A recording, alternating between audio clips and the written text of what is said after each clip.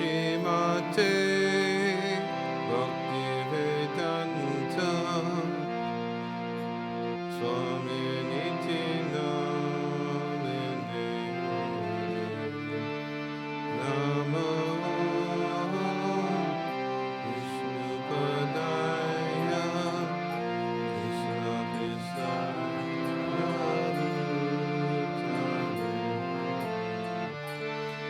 Shrimate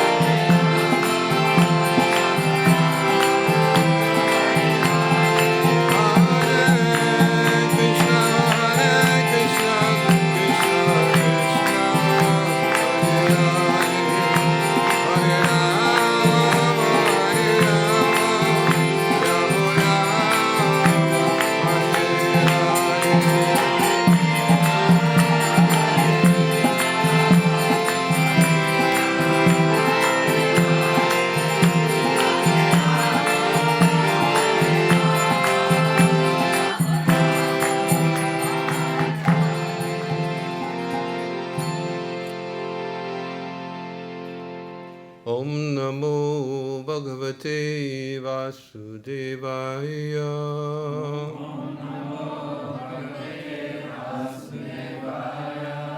Om Namo Bhagavate Vasudevaya.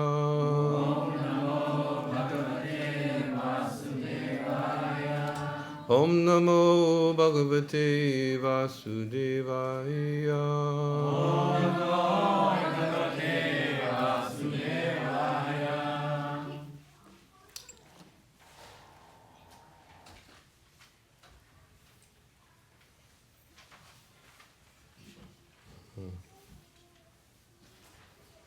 I'm going to read the first verse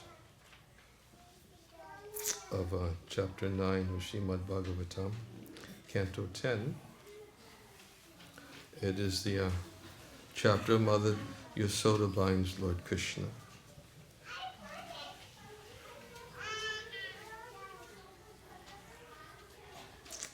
These are verses 1 and 2.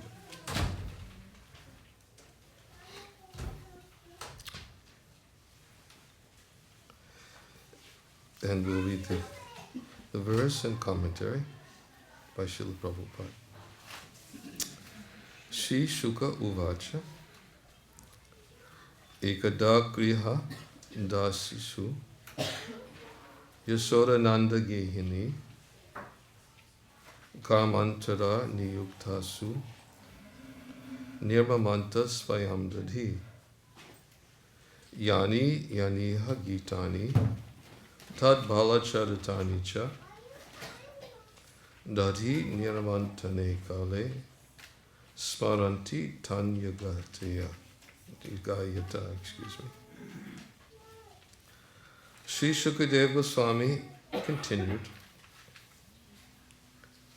One day, when Mother Yasoda saw that all the maidservants were engaged in other household affairs, she personally began to churn the yogurt. While churning, she remembered the childish activities of Krishna, and in her own way she composed songs and enjoyed singing to herself about all those activities. Purport. Srila Vishwanath Chakravarti Thakur, quoting from the Vaishnava Toshani of Srila Sanatana Goswami, says that the incident of Krishna's breaking the pot of yogurt and being bound by Mother Yasoda took place on the Deepavali day, or Deepamalika. Even today in India, this festival is generally celebrated very gorgeously in the month of Kartik by fireworks and lights, especially in Bombay.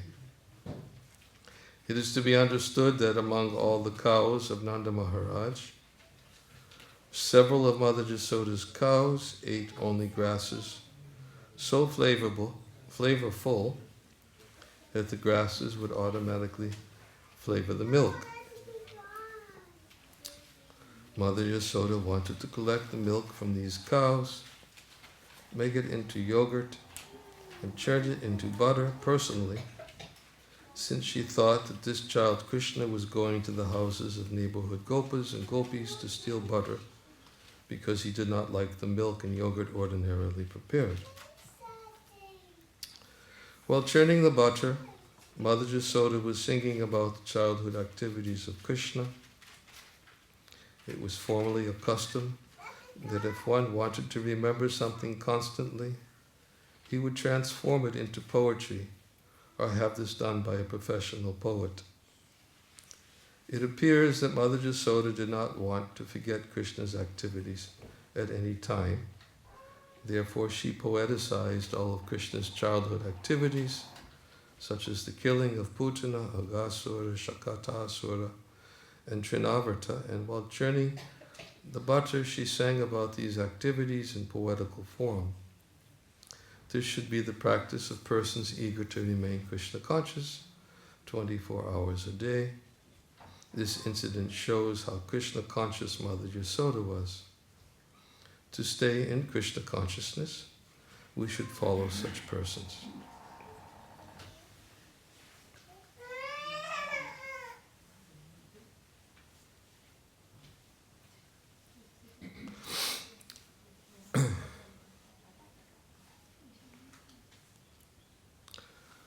Om Yanatimarandasya Gananjana Salakaya Chaksha Unmeditam Yena Tasmai Shri Gurave Namaha Mukam Karoti Vachalam Pangum Langayate Girim Yakripa Tamaham Bande Shri Gunundina Taranam Nama Om Vishnu Padaya Krishna Prastaya Bhutale Shrimate Bhaktivedanta Swami Iti Namane Namaste Saraswate Devi Gauravani Pacharane Nirvashesha Shanyavari Paschachade Satarane Jai Shri Krishna Chaitanya Prabhu Nityananda Sri Advaita Gadadhar Shivasadi Gauravaktavinda Hare Krishna Krishna Krishna Hare Hare Hare Rama Rama Rama Hare Hare.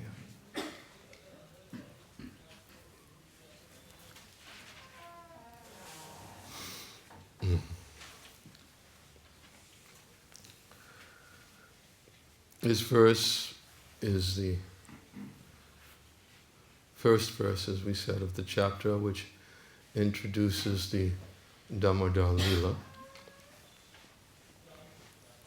This evening we'll be offering lamps to Lord Damodar, which is generally done during the month of Kartik. And we sing a song, Damodarastakam, with the 8 prayers in glorification of Lord Damodar. And specifically, emphasis is given to this particular pastime, which should be remembered in this month of Kartik, which is also known as Damodar. And this verse introduces, as we said, the pastime. What is Mother Jasoda doing? She's turning yogurt into butter. Last week we had a little festival. We were churning in Hartford. Oh yeah. I don't know how many gallons of butter did they make? I don't know, it was a lot. Everybody got the opportunity to take. It was not made from yogurt, it was made from fresh cream. But anybody who watched the event, it took several hours. A lot of work. And here's Jasoda, the Queen of Vrindavan. And she chose to do the work herself, although, as explained in the purport, she had many maidservants who could have done it for her. Being the queen, they were all at her disposal. But Yasoda was thinking that my mischievous son is oftentimes caught stealing butter in others' homes. Maybe what we have is not good enough for him here. He has to go to others' homes to steal, which is one of Krishna's babyhood pastimes. As we know, he is Makanchor, the butter thief. And he likes butter.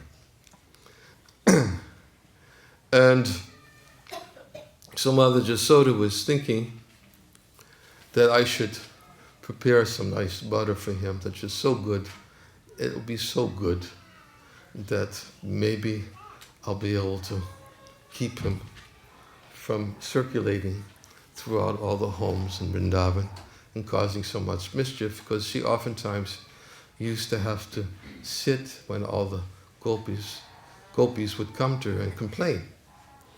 And that was one of the common events that she had to be subjected to. When the gopis would come and complain to Jasoda, the elderly gopis, your son is coming, he's entering into our houses, he's climbing into the rafters, he's stealing the butter, he's breaking open the pots of butter, and can't you keep your son at home? Can't you discipline him? Can't you train him? And of course, And they would oftentimes also complain about other things he would do, that sometimes he would untie the calves, and by untying the calves would run to their mother cows, and although the gopis were trying to milk the cows, the calves were taking all the milk from the cows, and Krishna had a good time doing all of these things. And Krishna, sometimes he would tell his mother, Mata, I don't know what they're talking about. And he would even deny. And he said, actually, I go to their houses because I have so much affection for them. Why do they see anything wrong with that? But he was denying his mischievous activities, and of course this is one of Krishna's unique attributes, that although he's the absolute truth, he's a liar. How to reconcile that one? Well, it can be reconciled by those who understand Krishna and those who know that there are many contradictions in his character which can only be understood by those who understand the nature of Krishna's pastimes and how he's very much inclined to subordinate himself to the love of his devotees, as he does with Jasoda.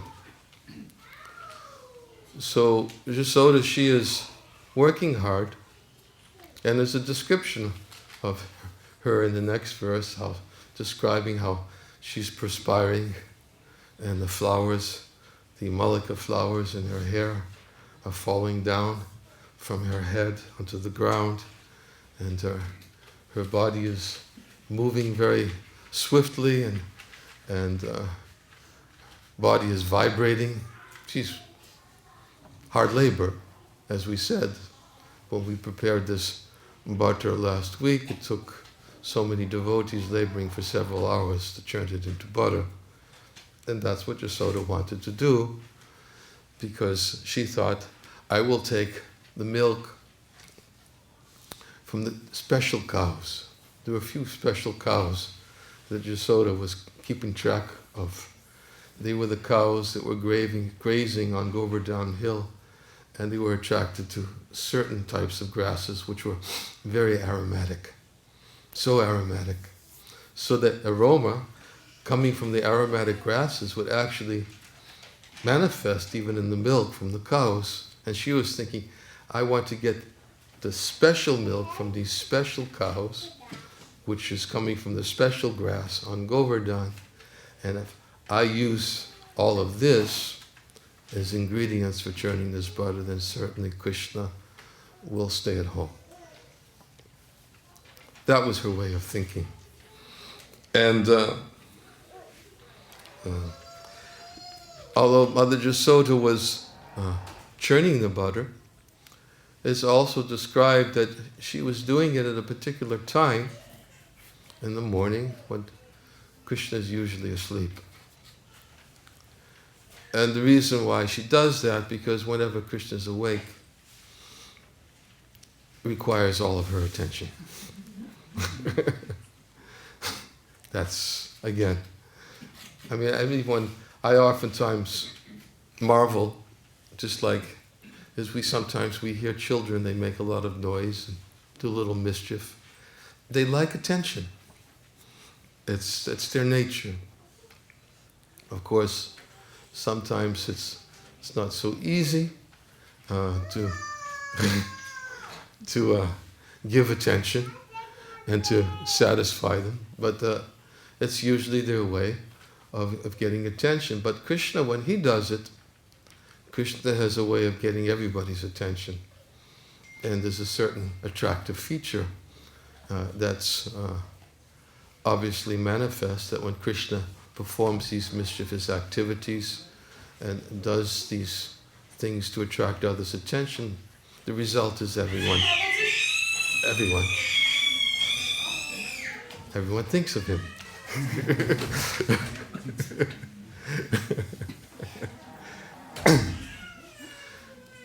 So there's a certain benefit which comes from thinking of Krishna.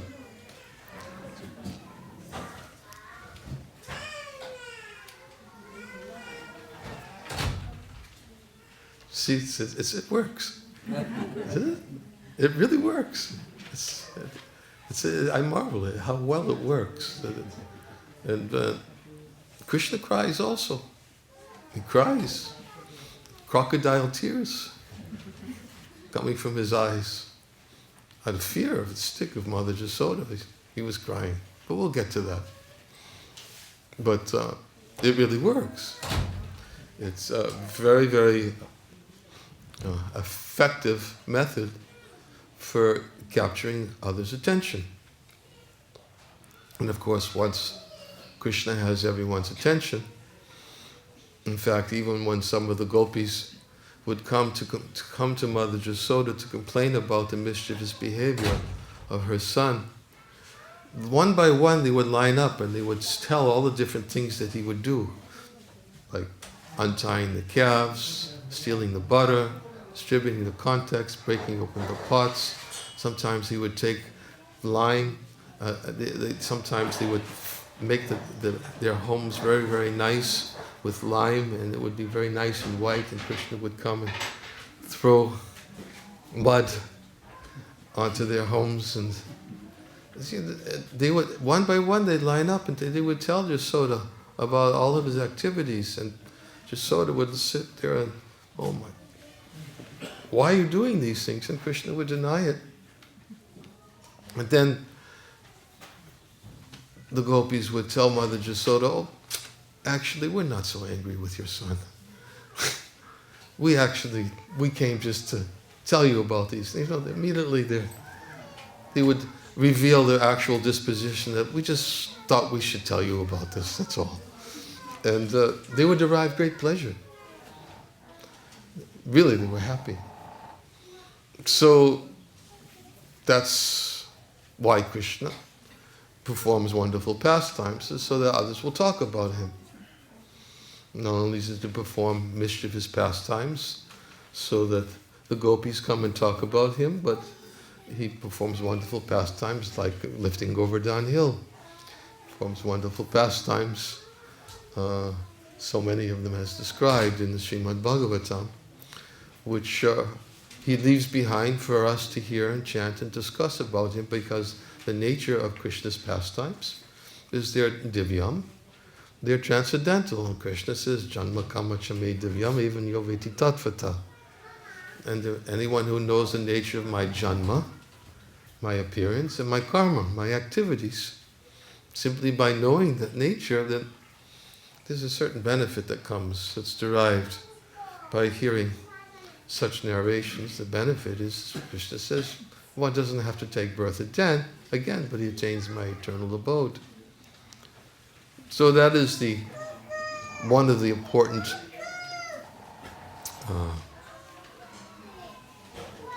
results of hearing Krishna Lila. So Mother Jasoda, she got up early in the morning, and she tried to do all this for Krishna while he was sleeping. Because as we said, that usually when Krishna's awake, like any parent knows, I talk to parents all the time, I visit their homes. Sometimes young children, they keep them up at all hours of the day. And the only time they get rest is when the children are sleeping. Or the only time they get things done that they have to do is when the children are sleeping. It's especially at a very young age. So Mother Jasoda was doing all this. She was churning all the butter, the special butter that she wanted to make for Krishna while he was sleeping. But so happens, Krishna woke up. On this particular morning, it was Diwali, actually. It was on the morning of Diwali, as Prabhupada said. That was the particular day that this pastime took place. And Krishna woke up very early that morning, and naturally the first thing he does is, where's Mata? Because she's always around whenever he wakes, but this particular morning she was trying to get it all done before he woke up. So he came out looking for Mother Jasoda, and Jasoda, there she was. Flowers falling from her hair, laboring intensely, perspiration coming from her body, milk flowing from her breast, because she was actually thinking of her son. As this verse describes, while she was preparing this butter, she was always thinking that I'm making this for Krishna. And because she was meditating and absorbed in Krishna, she was actually singing poeticized songs about the things that she had seen and heard about that Krishna had done. While she was singing, while she was churning the butter. And then Krishna came out and saw Mother Jasoda laboring intensely. And then Krishna gave an indication that he wanted something else. What did he do? Krishna took his hand and he put it on the churning rod. And he tried to stop Mother Jasoda because he was trying to indicate, it's time to feed me. Not, you're busy doing all of this, but it's time to feed me, to offer your milk to me. And the Vaishnavacharyas actually give a very wonderful explanation behind this event. That when Krishna put his hand on the churning rod and stopped Mother Jasoda from churning, there is actually a hidden meaning behind that activity. And the hidden meaning behind that activity is that generally we think of churning, we think of mental speculators. Mental speculators are always absorbed in churning different thoughts, trying to understand the Supreme Absolute Truth. But as described in this chapter, that Nayam Sukapo Bhagavan Dehinam Gopika Sutta Yaninam Chatma Bhutanam Yatha Bhaktimatam Iha. That Krishna, Gopika Sutta, Krishna, the son of the Gopi, Mother Jasoda, he can't be understood by such churning or mental speculation.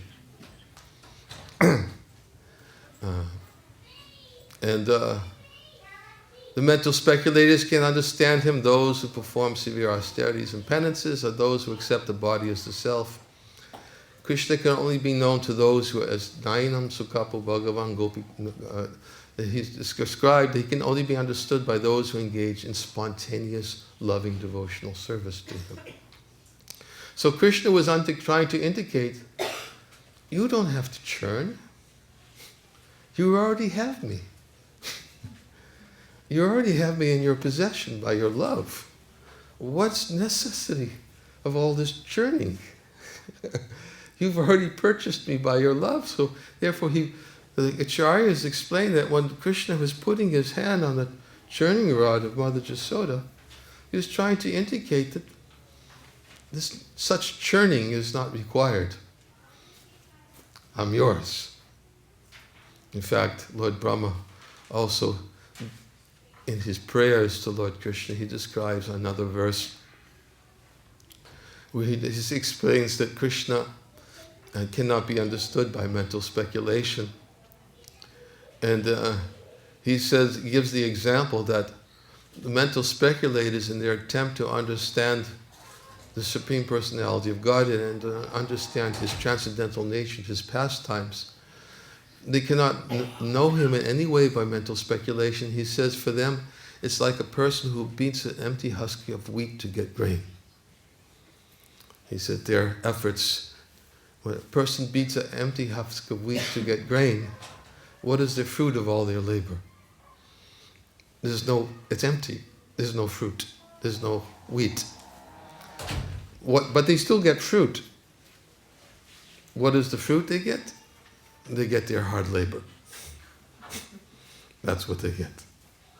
So, to try to understand Krishna by mental speculation, he cannot be understood even if one travels at the speed of the mind for millions of births. But he demonstrates in this pastime how he can be captured. He's captured by love. And can we turn off our phones? We already have children. We don't need phones.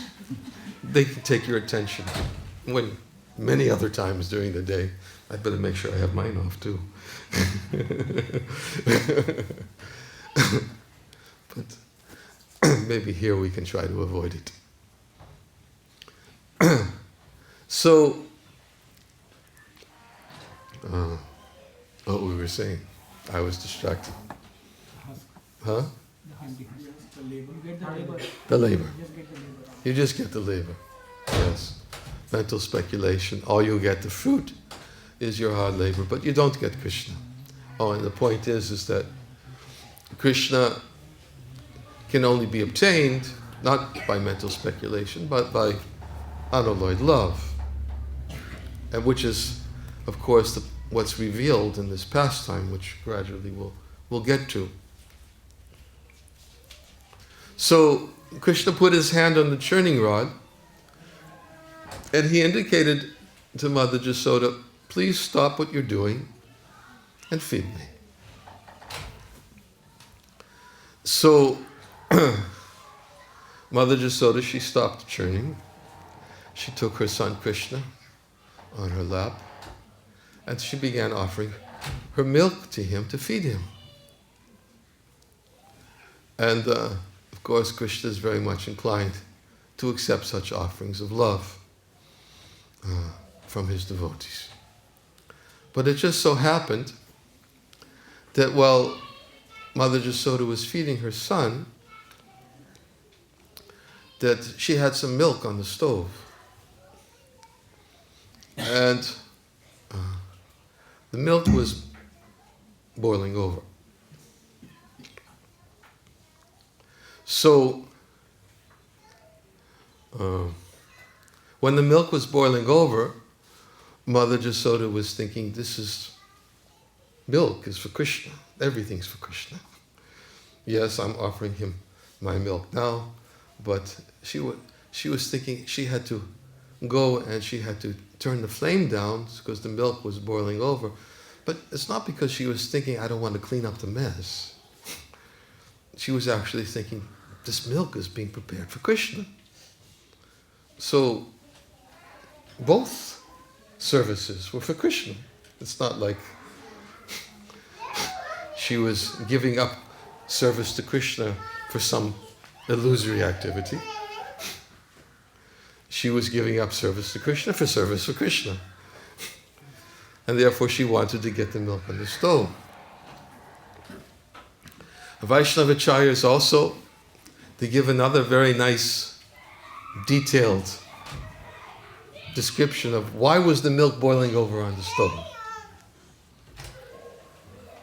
Very interesting, because in the spiritual world, everything is dynamic. Everything is living. Everything is devotees. And in the spiritual world, even the milk is thinking. We're being prepared for Krishna, but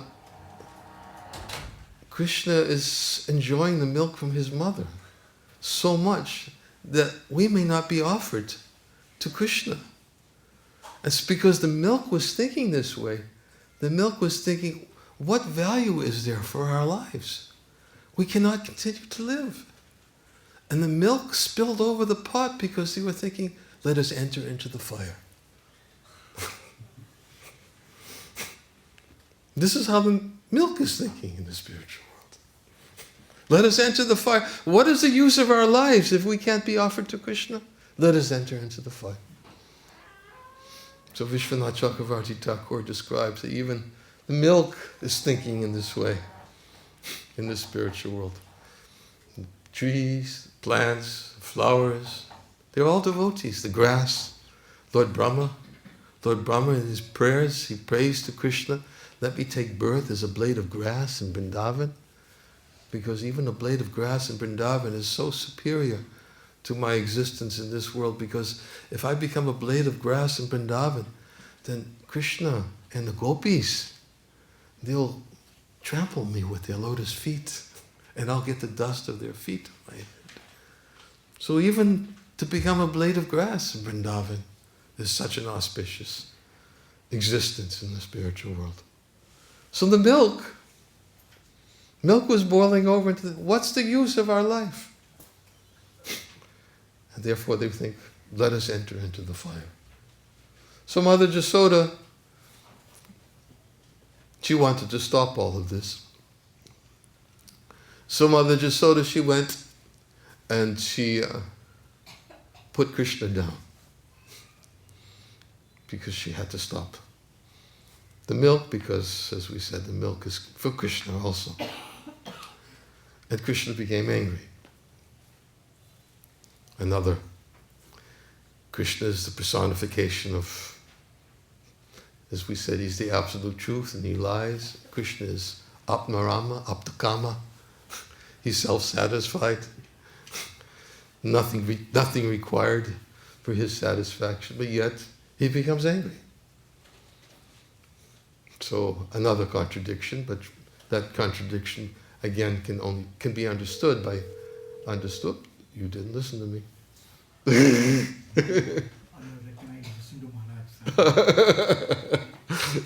Anu. So while Mother Jasoda was taking the milk off the fire, Krishna, in his moment of anger, he decided to do some more mischief. What did he do?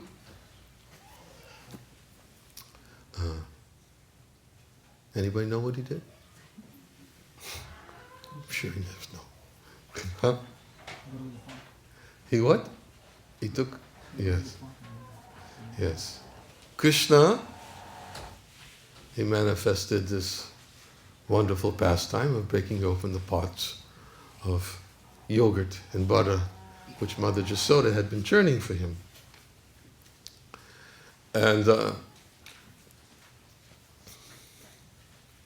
And then when he broke open the pots, Mother Jasoda, after settling the milk on the stove, she came back out and she was looking. And all she saw was like rivers. It's actually details described that it broke so many pots, there were like rivers of yogurt and butter just flowing on the ground. She was stepping in it and she was thinking, who's responsible for this? But when she couldn't find her son anywhere, she began looking for him. Where was Krishna? Krishna was sitting on a wooden grinding mortar, and he was taking the contents of the pot and he was distributing it to the monkeys. And then when Mother Jasoda saw Krishna, Krishna became fearful. And he was afraid that, oh no, Mata's going to punish me, chastise me for my mischievous activities, because what else is a mother supposed to do with a naughty child? Right? Supposed to punish, chastise. So that when they misbehave, to improve their behavior. In fact, Mother Jasoda was thinking, my son is so mischievous, she picked up a stick and she began running after Krishna, chasing him. And she was calling out to Krishna, stop, you thief. Here we have another. Krishna is worshipped by hundreds and thousands of goddesses of fortune. Try to figure that one out. Hundreds and thousands of goddesses of fortune are serving him at every moment. But yet, he has to steal butter like a thief. Another contradiction. But can be understood by knowing Krishna. So she's actually saying to Krishna, and she has this stick, she says, stop, you thief. Stop. I say, stop immediately. Krishna stops. And Krishna says, you're calling me a thief? You are the thief. Everything in this house belongs to me.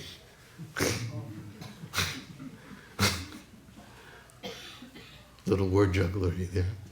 He does. But then he says to his mother, no, you stop. Don't tell me to stop.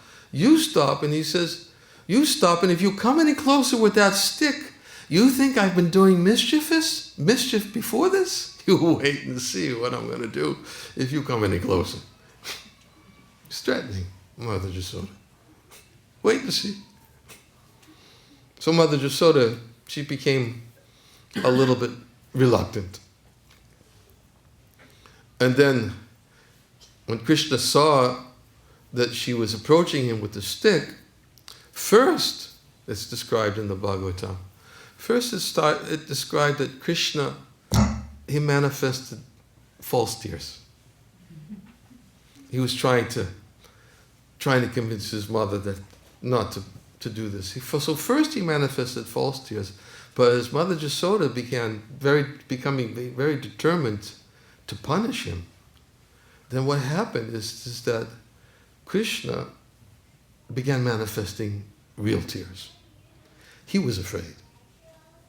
Now this is another bewilderment.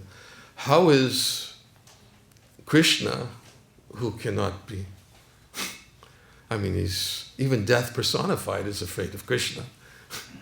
But Krishna is afraid of the stick of Mother Jasoda. Everyone fears Krishna, but Krishna is afraid of his mother. How is it that Krishna is afraid? And how is it Krishna is genuinely afraid? Krishna is genuinely afraid because his mother's love is so strong that Krishna becomes so captivated by that love, becomes so much relishing that loving relationship of maternal affection that he experiences with his mother, and reciprocates so fully and so absorbed in it, he actually forgets he's God. That may seem inconceivable, but he does. In pastimes of Vrindavan, it is described that Krishna is simultaneously Sarvagya, he's all-knowing, but he's also Mugdha. He's bewildered. He's bewildered by the love of his devotees. And our acharyas give an analogy. They give a very wonderful analogy. They give the analogy of the lotus flower. A lotus flower is filled with nectar. And the bees, they enter into the lotus flower to get that nectar.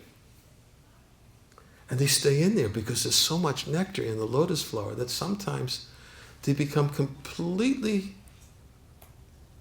oblivious to the fact that at night the lotus flower closes and they get trapped. So they can become covered by the petals of the lotus flower inside the lotus flower. But they don't care because there's so much nectar in that flower. In the same way, Krishna enters into the hearts of those who love him in spontaneous love. He enters into their hearts and becomes so much absorbed in their love, he becomes covered. Believe it or not, he becomes covered. He forgets. Such is the power of pure love. But why? Because he's so much relishing that loving affection the devotee has for him. What difference is it? Just like the bees thinking, well, it's okay. The petals of the lotus flower closing cover me completely. There's so much nectar in this flower. I'm happy. So Krishna's experiencing so much nectar in the hearts of his devotees who have that love, spontaneous love. So Mother Jasoda, she's chastising Krishna, and Krishna's crying, and he's genuinely afraid. There are other explanations about this in the prayers of Queen Kunti, how Queen Kunti is describing how she's also bewildered by the fact that Krishna becomes afraid by the stick of Mother Jasoda. But that's another story. And so then, what happens then? Mother Jasoda has put down the stick. Krishna's afraid.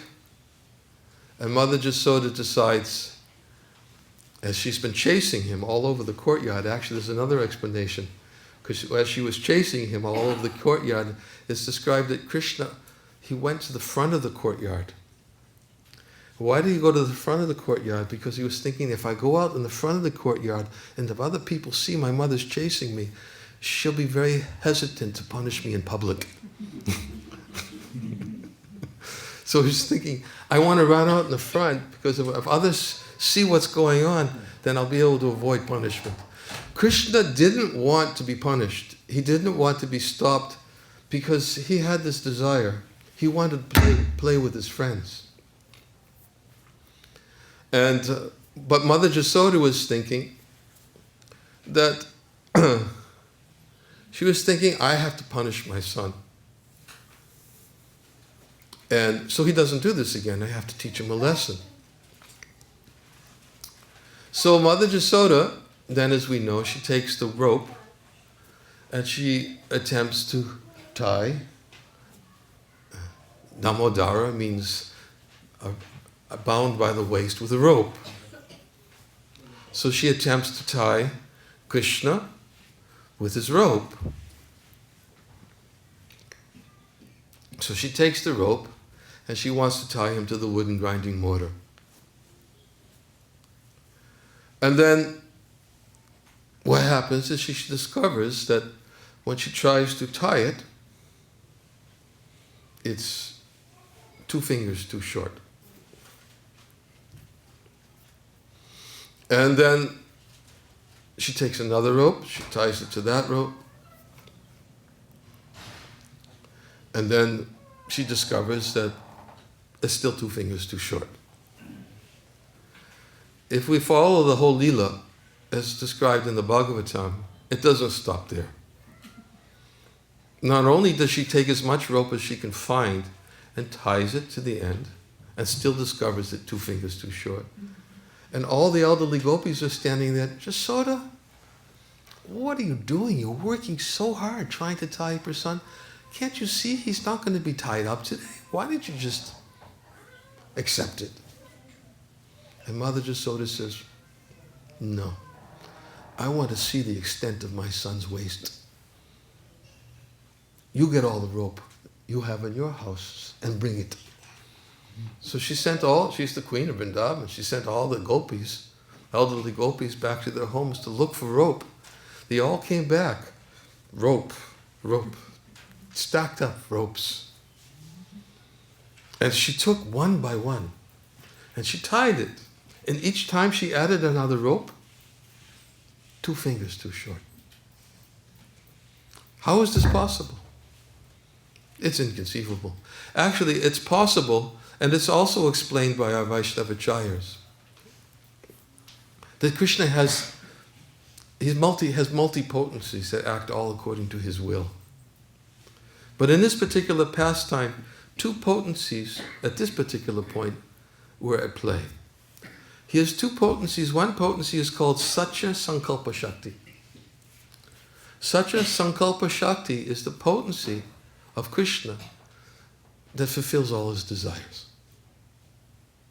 If Krishna has a desire, he's the supreme absolute truth. He's the Parama Purusha. He's the supreme enjoyer. He doesn't have to do anything to fulfill his desires. His potencies all do it for him. Right? Just like I gave the example the other night when Krishna creates a universe, he doesn't have to go to Home Depot. He just... No, it all happens to his potencies. They all work very perfectly to serve him. He doesn't have to do anything. So he has multifarious potencies. One of them is called the Satya Sankalpa Shakti. It's a potency that fulfills any desire he has. And what was his desire? His desire was he didn't want to be tied up, he wanted to play with his friends. That was his desire. And there's another potency, it's called Vibhuti Shakti. Vibhuti means like opulences. The Vibhuti Shakti is a potency which displays, the opulences of Krishna that are very defies it's something very wonderful. That's the best way to describe it. And what's very wonderful in this pastime, the Vibhuti Shakti, what was very wonderful is that every time Yasoda tied a rope to the existing rope, it was always 2 fingers too short. No, that definitely defies material laws.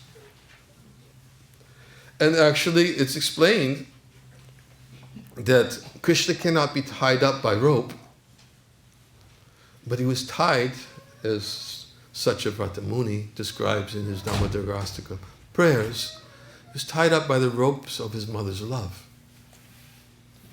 Ropes didn't tie him, it was her love. And what happened, that Krishna wanted, as we said this, he didn't want to be tied up, and the Satya Sankalpa Shakti was obstructing her from tying him up in a very wonderful way by this Vibhuti Shakti, which was by every time she tied another rope, it was always 2 fingers too short. And then what happened in this particular pastime, and this is also described by Shukadeva Goswami in this 9th chapter of the Srimad Bhagavatam, that when Krishna saw the hard labor of his mother, the Sanskrit word is called parishrama. Parishrama means hard labor. He was looking at the hard labor of his mother, and how hard she was working to try to tie him up. And what happened is, by observing her hard labor, Krishna became captivated by her loving affection and by her intense labor to tie him, that his heart melted. His heart completely melted. It was called, what manifested then is what's called the Kripa Shakti. The Kripa Shakti is Krishna's potency of Kripa, mercy. He manifests his mercy. How does he manifest his mercy? He becomes so attracted by this loving attitude of his devotee that his heart melted. And when his heart melted and he was thinking, I have my own desire. But even though I have my own desire, the power of the devotee's love is so strong that Krishna becomes defeated, not by ropes, but by the love. And in fact, as Vishwanath Chakravarti Thakur says, there is a competition between the devotee and the Lord. The devotee is trying to please the Lord, and the Lord is trying to please the devotee. And in this competition between the devotee and the Lord, the devotee generally prevails and defeats the Lord. Mother Yasoda prevailed, not because she was able to trick Krishna, but she prevailed because of her unalloyed love.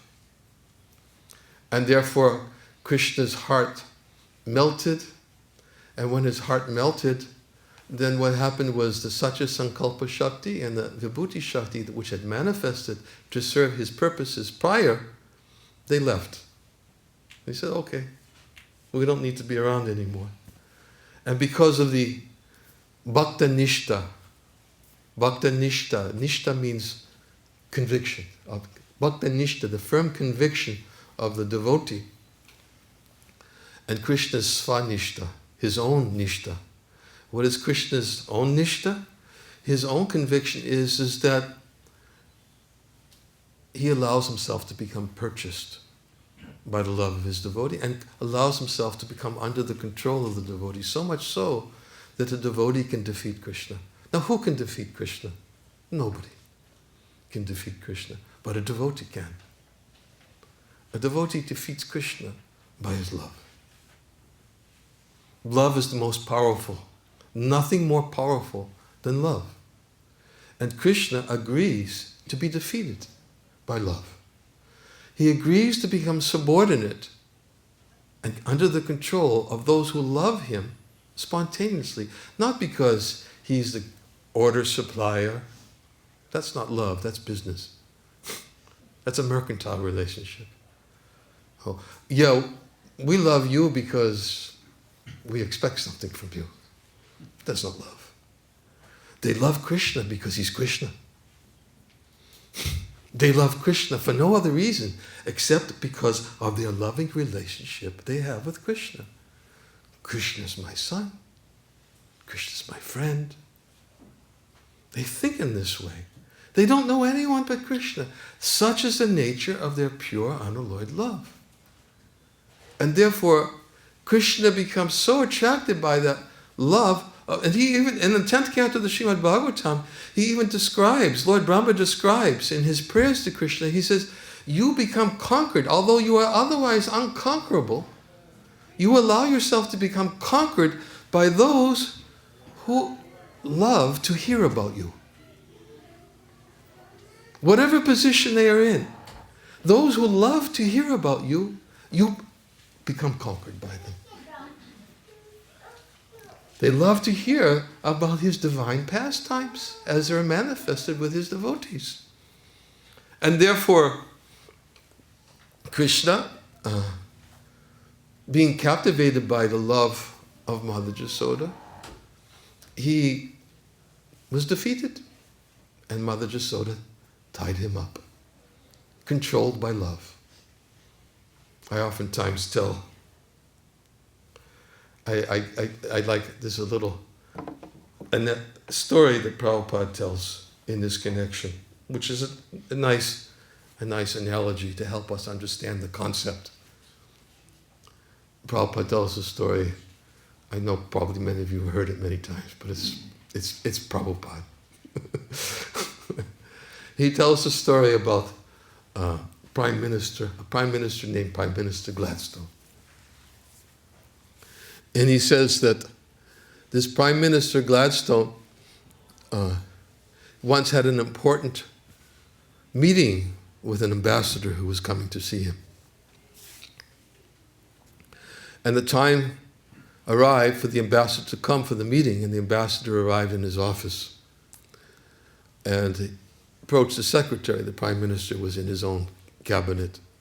And he approached the secretary and said to the secretary, my name is so-and-so, ambassador. I have a meeting with Prime Minister Gladstone. Could you please tell him I've arrived? And then the secretary said, please have a seat. Wait a minute, I'll go and tell him that you're here. So the secretary goes into the Prime Minister's office, and she comes out in a minute and says to the ambassador, please remain seated there. Prime Minister is very busy right now. When he's ready, he'll meet with you. So the ambassador was sitting and waiting. Time was passing. And he began thinking, I'm the ambassador. I've come to meet the Prime Minister. Why is he keeping me waiting so long? What's so important that he's keeping me waiting?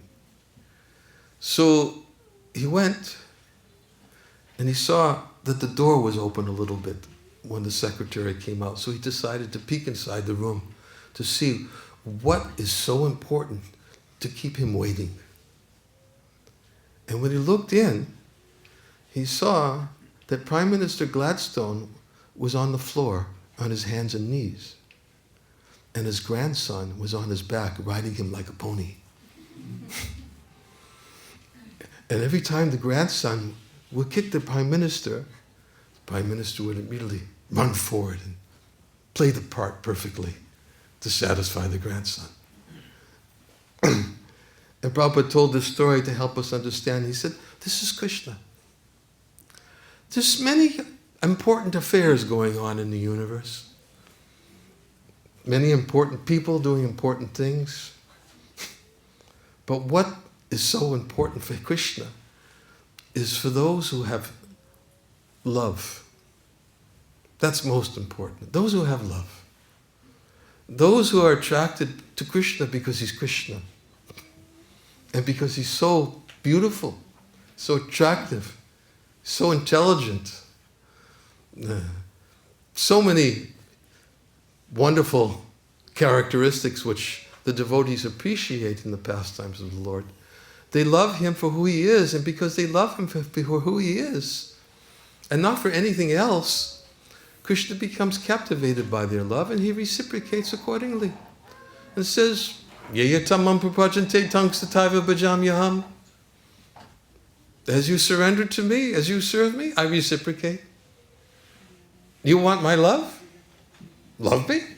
You'll get my love. If you want something else, you can get it, but Krishna doesn't have to be so intimately involved in those matters. He has his potencies that do that all for him. But he definitely gets personally involved when there's love, because that's what attracts him. That's what's Yasoda. Yasa means fame, and Da means she distributes. Yasoda distributes Krishna's fame by this pastime of Damodar Lila. Because she distributes by making Krishna's fame known throughout all of creation as Damodar, of one who allowed himself to become bound by the ropes of the love of his mother. And that is the prayer that we sing in the Damodarastakam prayers. We do it every night. And this particular pastime, as we read about in today's purport, this took place on Diwali. And so we get the opportunity to observe both simultaneously tonight by chanting these prayers by Satyavati Muni and by offering the lamp to Lord Damodar. And this is a little about Damodar Lila. And we'll stop here and we'll chant Damodarastakam prayers. Yes? Yes. Okay. Thank you. Hare Krishna.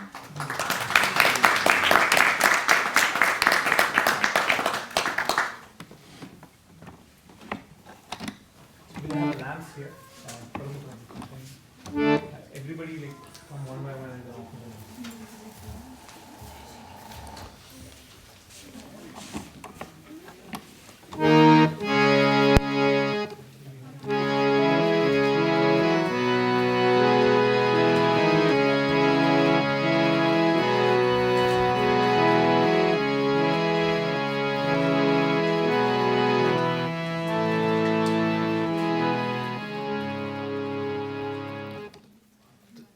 What about these prayers? Who has them? No, the sheets are in this one. They're being handed out.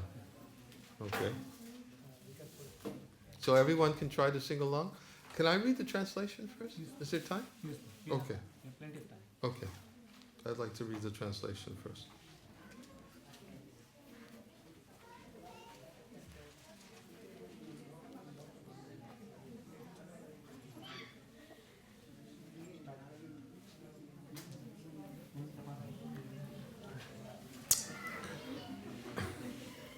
To the Supreme Lord, whose form is the embodiment of eternal existence, knowledge and bliss, whose shark-shaped earrings are swinging to and fro, who is beautifully shining in the divine realm of Gokula, who, due to the offense of breaking the pot of yogurt that his mother was churning into butter and stealing the butter that was kept hanging from a swing, is quickly running from the wooden grinding mortar in fear of Mother Jasoda, but who has been caught from him behind by her who ran after him with greater speed.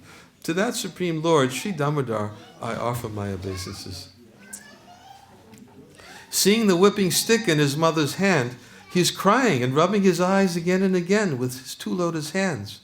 His eyes are filled with fear, and the necklace of pearls around his neck, which is marked with 3 lines like a conch shell, is shaking because of his quick breathing, due to crying. To this Supreme Lord Sri Damodar, whose belly is bound not with ropes but with his mother's pure love, I offer my humble obeisances. By such childhood pastimes as this, he is drowning the inhabitants of Gokul in pools of ecstasy, and is revealing to those devotees who are absorbed in knowledge of his supreme majesty and opulence that he is only conquered by devotees whose pure love is imbued with intimacy and is free from all conceptions of awe and reverence. With great love, I again offer my obeisances to Lord Damodar hundreds and hundreds of times.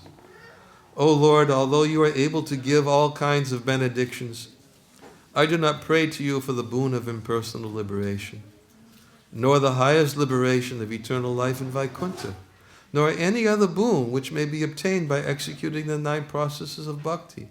O Lord, I simply wish that this form of yours as Bala, Gopal, and Vrindavan may ever be manifest in my heart, for what is the use to me of any other boon besides this? O Lord, your lotus face, which is encircled by locks of soft black hair, tinged with red, is kissed again and again by Mother Yasoda, and your lips are reddish like the bimba fruit. May this beautiful vision of your lotus face be ever manifest in my heart. Thousands and thousands of other benedictions are of no use to me. O Supreme Godhead, I offer my obeisances unto you, O Damodar, O Ananta, O Vishnu, O Master, O my Lord. Be pleased upon me by showering your glance of mercy upon me. Deliver this poor ignorant fool who is immersed in an ocean of worldly sorrows and become visible to my eyes. O Lord Damodar, just as the 2 sons of Kuvera, Manigriva, and Nala Kuvera were delivered from the curse of Narada and made into great devotees by you in your form as a baby, tied with rope to a wooden grinding mortar, in the same way, please give to me your own prema bhakti. I only long for this, and I have no desire for any kind of liberation. O Lord Damodar, I first of all offer my obeisances to the brilliantly effulgent rope which binds your belly. I then offer my obeisances to your belly, which is the abode of the entire universe. I humbly bow down to your most beloved Srimati Radharani, and I offer all obeisances to you, the Supreme Lord, who displays unlimited pastimes. Hare Krishna.